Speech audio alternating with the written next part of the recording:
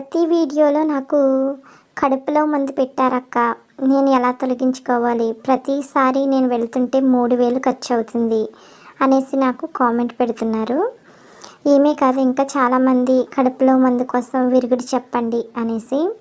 అయితే ఈ వీడియో ఎవరైతే కడుపులో మందు బారిన పడ్డారో వారి దగ్గర నుండి తెలుసుకుని ఈ వీడియో మీకు అందిస్తున్నానండి. ఒకవేళ ఈ వీడియో మీకు నచ్చితే కనుక ఒక లైక్ ఇచ్చి వెళ్ళండి. వీడియో చూస్తున్నారు కానీ లైక్ అనేది ఇవ్వట్లేదు.